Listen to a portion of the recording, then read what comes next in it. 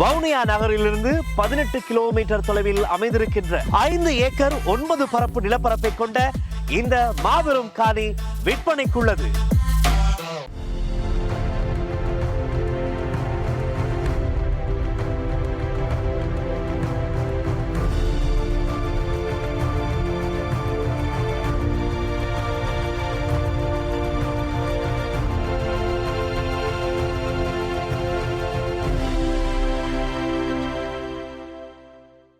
வணக்கம். இது ஐபிசி தமிழின் செய்தி வீச்சு. இன்றைய செய்தி வீச்சிலும் இலங்கை மற்றும் உலக நிலவரங்கள் காத்திருக்கின்றன. தமிழர்களின் ஊடக பரப்பிலும் உலகின் ஊடக பரப்புகளிலும் சீமான், டொனால்ட் ட்ரம்ப், வொலடிமிர் ஜெலன்ஸ்கி ஆகிய பெயர்கள் நேற்று முதல் அதகழுத்துக்குரிய வகையில் புதிய பரபரப்பான விடயதானங்களை வழங்கி வருவதால் இந்த விடயங்களையும் தமிழர்களின் தேசிய அரசியல் பரப்பு என இதுவரை தம்மை அடையாளப்படுத்திய சங்கு கூட்டணி இப்போது எதிர்மறையாக இன்னும் ஒருபடி மேலே போய் இதுவரை கொழும்பு அதிகார மைய அரசியல் தளத்தையே சுற்றி வந்து குண்டுச்சட்டிக்குள் குதிரையோடி அரசியல் செய்த டக்ளஸ் தேவானந்தாவையும் இணைக்க தயாராகிவிட்ட செய்தியையும் தொடாமல் இன்றைய பதிவை செய்ய முடியாது என்பதால், பருப்பு இல்லாமல் கல்யாணம் நடத்தப்படுவது போல இவ்வாறான விடயதானங்கள் இல்லாமல் இன்றைய பதிவை நகர்த்த முடியாது என்பதால் அனைத்து நகர்களையும் நோக்க வேண்டித்தான் வருகிறது.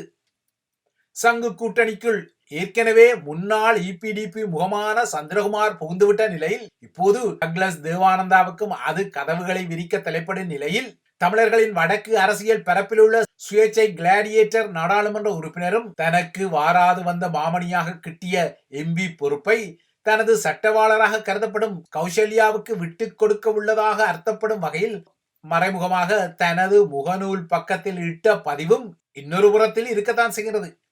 ஏற்கனவே தமிழரசு கட்சியில் சத்தியமூர்த்தியும் சுமந்திரனும் செய்த ஒரு கமுக்கமான டீலின் அடிப்படையில் சத்தியமூர்த்தியின் கைகளில் தற்போது உள்ள தேசிய பட்டியல் நாடாளுமன்ற பொறுப்பு சுமந்திரனுக்கு விரைவில் கைமாறக்கூடும் என்ற அரசல் புரசலான கதைகள் வெளிவந்த நிலையில் இப்போது சுயேட்சை நாடாளுமன்ற உறுப்பினரான அர்ச்சுனா ராமநாதனும் தனது அரசியல் அம்புராத்துணியில் உள்ள நாடாளுமன்ற உறுப்பினர் பொறுப்பை இன்னொருவருக்கு கையளிப்பது குறித்த விடயதானங்களை வழங்க தலைப்படுகின்றார்.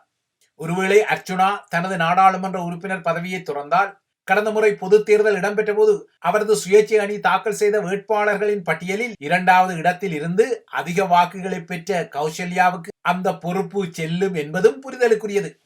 ஆனால் தனது முகநூல் பதிவில் அர்ச்சுனா குறிப்பிட்ட விடயம் நேரடியாக அல்லாமல் மறைமுகமாக இருப்பதால் இது ஒரு பூனைப்பாத தந்திரோபாயமாக இருக்கலாம் என்ற ஐயங்களும் உள்ளன. அமெரிக்க எழுத்தாளரான ராபர்ட் கிரீன் எழுதிய ஆக்கங்களில் பிரபலமான ஒரு நூலாக லோஸ் ஆஃப் பவர் எனப்படும் 48 அதிகாரங்கள் குறித்த ஒரு நூல் உள்ளது.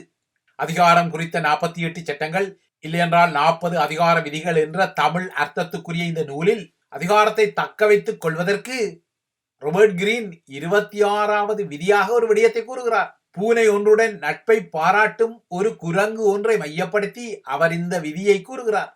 அதாவது பூனை ஒன்றுடன் நட்பு கொண்டுள்ள குரங்கு நெருப்பில் வெந்து கொள்ளும் விதையை எடுத்து உண்பதற்கு தனது கரங்களை பயன்படுத்துவதற்கு பதிலாக தனது நண்பனான பூனையின் பாதத்தை பயன்படுத்தி அந்த விதையை நெருப்பிலிருந்து தட்டி வெளியே எடுத்து உண்ணும் தந்திரோபாய விடயமாக கூட இது இருக்கலாம் என்ற ஊகங்கள் உள்ளன. ஆகையால் இவ்வாறான விடயங்களில் மலிந்தால் சந்தைக்கு வரும் என்ற எதிர்பார்ப்புடன் காத்திருக்க வேண்டியதை தவிர வேறு வழியில்லை. எது எவ்வாறோ தமிழர்களின் தேசிய அரசியல் உரித்துக்களின் உபயோகர்களாக தம்மை அடையாளப்படுத்தி கடந்த பொது தேர்தலில் தமிழர்களின் தேசிய திறநிலைக்காக உருவாக்கப்பட்ட சங்கு சின்னத்தையும் தந்திரோபாயமாக அமைக்கிக் கொண்ட கூட்டணி இப்போது டக்ளஸ் தேவானந்தாவின் இபிடிபியை இணைக்க தமது முகாமின் கதவுகளை விரிப்பது எதிர்வரும் உள்ளூராட்சி தேர்தல் சார்ந்ததாக இருக்கும் என்பதும் வெளிப்படையானது. இலங்கையின் அரசியலில் இப்போது பலவீனப்பட்டுள்ள டக்ளஸ் தேவானந்தாவுக்கும் சங்கு கூட்டணி ஒரு பூனைப்பாதமாக மாறிக்கொள்ள முடியும். ஆனால் சங்கு கூட்டணி இப்போது தேசிய உரித்துக்களுக்குரிய கூட்டணியாக தெரியவில்லை. அதில் இப்போது ஏகேடிஆரின் பாதீட்டுக்கும் ஒரு குத்து, தேசிய உரித்துக்கும் ஒரு குத்து என்ற வகையில் புதிய தந்திரோபாயங்கள் எல்லாம் வெளிப்படுகின்றன. அவ்வாறான தந்திரோபாயங்கள் கொண்ட இந்த கூட்டணியில் இனிமேல் இபிடிபியின் வீணை இணைந்து கொண்டால் அதில் பெரும் அதிசயங்களும் இல்லை. இவ்வாறான புதிய தந்திரங்கள் வெளிப்பட்டுக் கொள்ளும் பின்னணியில் நேற்று இந்த பதிவில் குறிப்பிட்டது போல தமிழர்களின் அரசியல் பரப்பின் தேவையாக இருக்கக்கூடிய முன்னாள் நீதிபதி இளஞ்செழியன் போன்றவர்களின் பிரவேசத்துக்குரிய தேவை இன்னும் வலுப்படுத்தப்படவும் கூடும். இலங்கை தீவின் உள்ளூர் விடயங்கள் இவ்வாறு இருக்க, அந்த தீவுக்கு வெளியே இருந்து சில முகங்கள் வெளிப்படுத்தும் எதிர்வினைகளும் ஈழத்தமிழர்களின் ஊடக பரப்பிலும் உற்றுநோக்கலுக்குரிய ஒரு விடயமாக மாறியுள்ளது. அந்த வகையில் பாக்கு நீரிணையின் அக்கறையில் நாம் தமிழர் கட்சியின் தலைமை ஒருங்கிணைப்பாளரான சீமானும் தன்னை மையப்படுத்திய புதிய பரபரப்புகளுக்கு தீனி போட்டிருக்கின்றார். சீமானை பொறுத்தவரை அவர் கைது செய்யப்படக்கூடும் என்ற அச்சத்தில் அவரது நாம் தமிழர் ஆதரவாளர்கள் நேற்று சென்னை வளசரவாக்கம் பகுதியில் உள்ள காவல் நிலையத்தில் குவிந்து பரபரப்பை ஏற்படுத்திக் கொண்ட அதே சமகாலத்தில் நடிகை விஜயலட்சுமி குறித்த விடயத்தில் குறித்த நடிகை யார் என தெரியாதென ஆரம்பத்தில் சொல்லி வந்த சீமான் இப்போது குறித்த நடிகையுடன் தான் உறவு கொண்ட விடயத்தை ஒப்புக்கொண்டிருக்கிறார். நேற்று செய்தியாளர்களை சந்தித்த வேளை இந்த விடயத்தை வெளிப்படுத்திய சீமான் குறித்த நடிகையுடனான உறவையும் மாதம் அவருக்கு ஒரு காலகட்டத்தில் 50,000 ரூபாய் பணம் வழங்கப்பட்ட விடயத்தையும் ஒப்புக்கொண்டிருக்கிறார். அதாவது விஜயலட்சுமி என்ற நடிகையை தான் கட்டாயப்படுத்தி உறவு கொள்ளவில்லை, அவரே விரும்பி தன்னுடன் படுக்கையை பகிர்ந்து கொண்டதான வெளிப்படுத்தல் இது. ஆக மொத்தம் 2011ஆம் ஆண்டு முதல் சீமானை தீவிரமாக துரத்தி வரும் விஜயலட்சுமி என்ற விடயம் இப்போது அவரது அரசியல் எதிராளியான திமுக தரப்பால் அவருக்கு எதிரான உச்சக்கட்ட நெருக்கடியாக தூண்டிவிடப்பட்ட பின்னணியில் குறித்த நடிகையுடனான உடலுறவை சீமான் ஏற்றுக்கொள்ள வேண்டி வந்திருப்பது தெரிகிறது. இந்த பரபரப்புக்குள் நாம் தமிழர் கட்சியில் உள்ள பிரபல முகங்களில் ஒன்றான சந்தன வீரப்பனின் புதல்வியான வித்யாவும் தனது தந்தையான வீரப்பன் ஒழிக்கப்பட்டது போல சீமானையும் ஒழித்து கட்டும் சதிகள் செய்யப்படுவதாக நேற்று வளசரவாக்கம் காவல் நிலைய முற்றுகை போராட்டத்தில் தெரிவித்தமை புதிய பரபரப்பையும் உருவாக்கியுள்ளது. அதாவது சதிகள் மூலம் வீரப்பன் கொல்லப்பட்டது போல அடுத்த தலைமுறை மீது கரிசனை கொண்ட சீமானையும் ஒழித்துக்கட்ட வழிகள் தேடப்படுவதான குற்றச்சாட்டு இது. இதுவாறு சென்னை உயர்நீதிமன்றத்தின் உத்தரவின் அடிப்படையில் நடிகை விஜயலட்சுமி தொடர்பான வழக்கில் நேற்றிரவு 10 மணியளவில் வளசரவாக்கம் காவல் நிலையத்தில் சீமான் முன்னிலையாகியுள்ளார். ஆனால் சீமானே காவல் நிலையத்துக்குள் இலேசாக செல்ல முடியாத வகையில் நாம் தமிழர் கட்சியினரின் முற்றுகை போராட்டம் அங்கு அதகலங்களை உருவாக்கியிருந்தது. நாம் தமிழரின் மகளிர் அணியினர் உட்பட்ட நூற்றுக்கணக்கானவர்கள் காவல் நிலையம் 3 திரண்டமை காவல்துறையையும் ஒரு கட்டத்தில் கலவரப்படுத்தியது. இதன் அடிப்படையில் காவல் நிலையத்தை சுற்றியிருந்த வணிக நிறுவனங்கள் யாவும் காவல்துறையின் அறிவுறுத்தலில் மூடப்பட்டன. காவல் நிலையத்தை சுற்றிய வீதிகளின் போக்குவரத்திலும் மாற்றங்கள் செய்யப்பட்டன. நூற்றுக்கணக்கான காவல்துறையினர் அங்கு குவிக்கப்பட்டனர். தீயணைப்பு வாகனங்கள், நோயாளர் காவு வண்டிகள் உட்பட்ட அவசரகால வாகனங்களும் தயார் நிலையில் வைக்கப்பட்டிருந்தன. நாம் தமிழர் கட்சியைச் சேர்ந்த தொண்டர்கள் காவல் நிலையத்தை தாக்குவதற்கு முயன்றால் அவர்களை கைது செய்து கொண்டு செல்லவென ஏராளமான பேருந்துகளும் தயாராக இருந்தன. ஆரம்பத்தில் காவல் நிலையம் 3 கூடிய நாம் தமிழர் கட்சி தொண்டர்களையும் ஆதரவாளர்களையும் அங்கிருந்து கலைந்து செல்ல காவல்துறை அறிவுறுத்தலை விடுத்த போதிலும் காவல்துறையின் அறிவுறுத்தலை ஏற்க மறுத்த அவர்கள் அதற்கு மாறாக போராட்டத்தில் ஈடுபட்டதால் அங்கு பரபரப்புகள் ஏறுமுகப்பட்டன. இவ்வாறான பரபரப்புகள் தோன்ற வளசரவாக்கம் காவல் நிலையத்தை சுற்றியுள்ள பகுதிகளில் என்ன நடக்கின்றது என்பதை நேரலை வாயிலாக காவல்துறையின் உயரதிகாரிகள் தமது இடங்களில் இருந்து கண்காணித்துக் கொண்டனர். இதன் பின்னர் இரவு 10 மணியளவில் காவல் நிலையத்துக்கு சென்ற சீமானிடம் 100 வினாக்கள் அடங்கிய பட்டியலின் அடிப்படையில் வாக்குமூலம் பெறப்பட்டது. நடிகை விஜயலட்சுமிக்கும் அவருக்கும் இடையில் உறவு ஏற்பட்ட விடயம், தன்னை மாலை மாற்றி சீமான் திருமணம் செய்து கொண்டதாக விஜயலட்சுமி தெரிவித்த செய்தியின் பின்னால் இருக்கக்கூடிய விடயம், ஒரு கட்டத்தில் நடிகை விஜயலட்சுமிக்கு சீமானின் உதவியுடன் கருக்கலைப்பு செய்யப்பட்டதான செய்திக்கு பின்னால் உள்ள உண்மைத்தன்மை, விஜயலட்சுமிக்கு சீமான் பண உதவி வழங்கியதான செய்திக்கு பின்னால் உள்ள உண்மைத்தன்மை ஆகிய விடயங்களில் சீமானிடம் காவல்துறை தொடுத்த வினாக்களும் அதற்கு சீமான் அளித்த பதில்களும் காணொளி வாக்கு மூலமாகவும் பதிவு செய்யப்பட்டன. இதற்கிடையே இந்த விசாரணையின் பின்னணியில் தன்னை அரசியல் ரீதியில் சமாளிக்க முடியாத நேரங்களில் திமுக பாலியல் வன்கொடுமை முறையீட்டை கையில் எடுத்து தன்னையும் தனது குடும்பத்தையும் வன்கொடுமை செய்வதாகவும் சீமான் குற்றம் சாட்டியிருக்கிறார். தமிழகத்தில் சீமான் இவ்வாறு தனது யூவடிவ திருப்பங்கள், பரபரப்பான வெளிப்படுத்தல்கள், பதில் குற்றச்சாட்டுகள் போன்ற நகர்வுகளை செய்து அதன் மூலமாக புதிய உற்றுநோக்கலை உருவாக்க 3ஆம் உலகப் போருக்குரிய சுழிகள் போடப்படுவதான அச்சத்துடன் Donald Trump, Vladimir Zelensky ego ஆட்ட அதிர்வுகள் தொடர்கின்றன. உக்ரைன் மீதான ரஷ்யாவின் போர் 3ஆம் ஆண்டை முடித்து 4ஆம் ஆண்டுக்குள் கால் பதித்து விட்ட நிலையில் இந்த போரின் மிக முக்கியமான தருணம் இப்போது ட்ரம்ப், ஜெலன்ஸ்கி ஆகிய 2 முக்கிய முகங்களுக்கு இடையிலான ஆளுமை மோதலாக உருவாகிக் கொண்ட காட்சிகளை நேற்றைய வெள்ளை மாளிகை காட்சிகள் புலப்படுத்தியுள்ளன. நேற்று வெள்ளை மாளிகையில் டொனால்ட் ட்ரம்ப் ஜெலன்ஸ்கியை வரவேற்று அவருடனான சந்திப்பை ஆரம்பித்த போது அது வலிமையான ராஜதந்திர பாணியிலுடனான இரண்டு தலைவர்களுக்கு இடையிலான கைகுலுக்கல்களாகவும் பரிசு பொருட்களை வழங்கும் நகர்வுகளாகவும் தான் ஆரம்பித்திருந்தன. ஆனால் சொற்ப நேரத்தில் இந்த சந்திப்பின் நிலைமை மாறியது. உரத்த குரல்கள், சீற்றமான விழிகள், நன்றி கெட்டவர் என்ற வசைபாடல்களை உலக ஊடகங்களில் நேரடியாக காணும் அளவுக்கு நிலைமை பதிவாகிக் கொண்டது. அமெரிக்க அரசு தலைவர் டொனால்ட் ட்ரம்பும் துணை அரசு தலைவர் JD வான்ஸும் உலகில் பல்லாயிரக்கணக்கான மக்கள் தொலைக்காட்சி ஊடாக வெள்ளை மாளிகையின் சந்திப்பை நேரலையில் பார்த்து கொண்டிருக்க ஜெலன்ஸ்கி நன்றி கெட்டவர் என்ற வகையில் அவரை திட்டியமை அத்லாந்திக் சமுத்திரத்தின் அக்கறைக்கும் இக்கரைக்கும் இடையிலான உறவுகளை கொண்ட ஐரோப்பிய வரலாற்றிலும் மிக முக்கியமான திருப்பு முனையாக மாறிவிட்டது. தற்போது உக்ரைனில் உடனடியாக போர் நிறுத்தம் செய்யப்பட வேண்டும் என்ற ட்ரம்பின் அவருக்கும் விளாடிமிர் ஜெலன்ஸ்கிக்கும் இடையிலான நேற்றைய சந்திப்பு தோல்வியில் முடிவடைந்தது.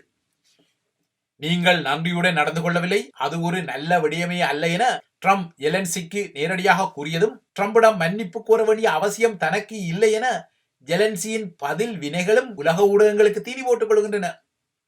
அத்துடன் ட்ரம்பின் இழுப்புக்கும் அமெரிக்காவின் மிரட்டலுக்கும் தான் பணிய வேண்டிய அவசியமில்லை என்ற வகையில் ஜெலன்ஸ்கியின் கருத்து வந்திருக்கின்றது. அத்துடன் நேற்று அமெரிக்காவுக்கும் உக்ரைனுக்கும் இடையில் ஒப்பமிடப்படலாம் என எதிர்பார்க்கப்பட்ட உக்ரைனிய கனிம வளங்களை அள்ளும் அமெரிக்காவின் திட்டங்களுக்குரிய முக்கிய ஒப்பந்தமும் ஒப்புக்கொள்ளவில்லை. ஜெலன்ஸ்கிக்கும் ட்ரம்புக்கும் இடையிலான இந்த ஈகோ ஆட்டம் உக்ரைனிலும் எதிரொலித்தது. அந்த வகையில் உக்ரைனிய ராணுவம் முழந்தாளிட்டு அமெரிக்காவிடம் பிச்சை எடுப்பதை விட ரஷ்ய துருப்புக்களுடனான மோதலில் வீரமரணத்தை தழுவிக்கொள்ளுவோம் என்ற பாணியில் உக்ரைனிய படையினரின் எதிர்வினையும் வந்துள்ளது. ஆக மொத்தம் வெள்ளை மாளிகையில் நேற்று ட்ரம்பை சந்தித்த பின்னர் ஜெலன்ஸ்கி வெளியேறிய போது ட்ரம்ப் ஜெலன்ஸ்கி உறவுகளை இனிமேல் சீர்படுத்திக் கொள்ள முடியுமா என்ற ஐயங்களும் சேர்ந்தே வெளியேறியுள்ளன. குறிப்பாக ரஷ்ய ராஜதந்திரம் குறித்த அமெரிக்க துணை அரசு தலைவரின் கருத்துக்களை ஜெலன்ஸ்கி மறுதளித்து பேசியமை ஒரு முக்கிய விடயமாக உள்ளது. இனிமேல் ஒன்றில் ஜெலன்ஸ்கி டொனால்ட் ட்ரம்பிடம் மன்னிப்பு கோரி மீண்டும் சீர்கெட்ட உறவுகளை சரி செய்ய வேண்டும், அல்லது உக்ரைனின் ஆட்சி அதிகாரத்திலிருந்து, அதாவது அரசு தலைவர் பதவியிலிருந்து அவர் விட்டு விலக வேண்டும் என்ற ஒரு தந்திரோபாய ஆட்டத்துக்குரிய களம் ஆரம்பித்து விட்டது. இந்த தெரிவுகள் இல்லை என்றால் அமெரிக்க உதவியில்லாமல் உக்ரைனியர்கள் ரஷ்யர்களுடன் போர் செய்து வாழ வேண்டும் என்ற தெரிவே உள்ளது. அந்த அளவுக்கு சில தெரிவுகளை இந்த ஈகோ ஆட்டம் உருவாக்கியுள்ளது. ட்ரம்புக்கு பின்னால் உள்ள அமெரிக்க வலதுசாரி முகங்களோ நேற்று ஜெலன்ஸ்கி டொனால்ட் ட்ரம்பை மட்டும் அவமதித்துக் கொள்ளவில்லை, மாறாக அமெரிக்காவையே அவர் அவமதித்துக் கொண்டார். ஜெலன்ஸ்கி ஒரு நன்றி கெட்டவர் என்ற கருத்துருவாக்கத்தை அவர்கள் உருவாக்க தலைப்படுவது எதிர்வரும் நாட்களில் ஜெலன்ஸ்கியை சுற்றிய சில வளையங்கள் இருக்கப்படக்கூடும் என்ற எதிர்பார்ப்புகளை உருவாக்கியுள்ளது. இப்போது இந்த விடயத்தில் இந்த காட்சிகளை மறைமுகமாக உருவாக்கிய சூத்திரதாரியான ரஷ்ய அரசு தலைவர் விளாடிமிர் புட்டினும் அவரது அதிகார வலையமைப்பும் விருப்புடன் நோக்கிக் கொள்ள தலைப்படுகின்றன. இந்த நிலையில் தான் அமெரிக்க அரசு தலைவர் ட்ரம்பையோ அல்லது அமெரிக்க மக்களையோ அவமதிக்கவில்லை, இதனால் தான் மன்னிப்பு கோர வேண்டியதில்லை என ஜெலன்ஸ்கியின் நிலைப்பாடும் தொடர்கின்றது. ஆனால் ஜெலன்ஸ்கியுடன் தாங்கள் கடந்த 10 நாட்களாக மேற்கொண்ட பேச்சுவார்த்தைகளில் பல சிக்கல்கள் இருந்ததாக தற்போது வெள்ளை மாளிகை கூறியுள்ளது. ரஷ்யாவுடனான போரை முடிவுக்கு கொண்டு வந்து உக்ரைனில் ஒரு சமாதானத்தை உருவாக்கிக் கொள்வதற்கான ஜெலன்ஸ்கியின் விருப்பம் தற்போது கேள்விக்கு உள்ளாக்கப்பட்டுள்ளதாக அமெரிக்க வெளியுறவு அமைச்சர் மார்க்கோ ரூபியோ கூறியுள்ளார். அத்துடன் டொனால்ட் ட்ரம்பின் நேரத்தை வீணடித்துக் கொண்டமைக்காக ஜெலன்ஸ்கி ட்ரம்பிடம் மன்னிப்பு கோர வேண்டும் என்றும் அவர் வலியுறுத்துகின்றார். இந்த நிலையில் ஐரோப்பாவில் உள்ள அமெரிக்க பங்காளிகளோ டொனால்ட் ட்ரம்புக்கும் விளாடிமிர் ஜெலன்ஸ்கிக்கும் இடையிலான ஈகோ ஆட்டத்தால் புதிய சவால் நிலையை எதிர்நோக்கிக் கொள்கிறார்கள். ஐரோப்பிய தலைவர்களை பொறுத்தவரை ஜெலன்ஸ்கி ட்ரம்பை அவமதிக்கவில்லை, அமெரிக்காதான் ஜெலன்ஸ்கியை அவமானப்படுத்தியதான கருத்துருவாக்கத்தில் உள்ளனர். அந்த வகையில் ட்ரம்புடனான நேற்றைய ஈகோ மோதலுக்கு பின்னர் ஐரோப்பா உக்ரைன் பக்கம் நிற்க வேண்டும் என நேற்று அழைப்பு விடுத்த பிரெஞ்சு அரசு தலைவர் இமானுவேல் மேக்ரான், யாராவது இப்போது 3ஆம் உலக போர் ஒன்றை ஏற்படுத்தும் வகையில் ஆட்டங்களை நடத்தி கொண்டால் அந்த ஆட்டங்களை நடத்தும் சூத்திரதாரி வேறு யாரல்ல, அந்த ஆட்டக்காரரின் பெயர் விளாடிமிர் புட்டின் எனவும் மேக்ரோன் குறிப்பிட்டார். ஆனால் இப்போது ஐரோப்பிய பங்காளிகள் ஜெலன்ஸ்கியை திடப்படுத்த தலைப்பட்டாலும் ஜெலன்ஸ்கியை உக்ரைனிய அதிகாரத்திலிருந்து அகற்றும் வியூகங்களை எவ்வாறு ஐரோப்பா முறியடித்துக் கொள்ளும் என்பது ஒரு முக்கிய வினாவாக எதிரொலித்துக் கொள்கிறது. அதுவும் ஜெலன்ஸ்கியை உக்ரைனின் ஆட்சி அதிகாரத்திலிருந்து வெளியேற்ற அமெரிக்காவே சில நகர்வுகளை எடுத்தால் அமெரிக்க ரஷ்ய கூட்டு நகர்வில் வெறும் இந்த நகர்வை எவ்வாறு ஐரோப்பா தடுத்துக் கொள்வது என்பதில் தான் இங்கு விடயம் உள்ளது. அந்த வகையில் பார்த்தால் ஐரோப்பிய தலைவர்களுக்கும் இப்போது சிக்கல் காத்திருப்பதாக தெரிகின்றது. கூட்டி கழித்து பார்த்தால் ஜெலன்ஸ்கிக்கும் இடையிலான இந்த பந்தயத்தில் லண்டன், பாரிஸ், முனிச் போன்ற மையங்கள் புதிதாக களமிறங்கிக் கொண்டாலும் இந்த களமிறக்கங்களால் நல்ல முடிவுகள் பெறுவீராக கிட்டுமா என்ற விடயம் தொடர்ந்தும் பலவீனமாகவும் உத்தரவாதங்களை வழங்க முடியாத நிலையிலும் இருப்பதுதான் குறிப்பிடத்தக்க ஒரு விடயம். இவைதான் ஐபிசி தமிழின் செய்தி வீச்சு.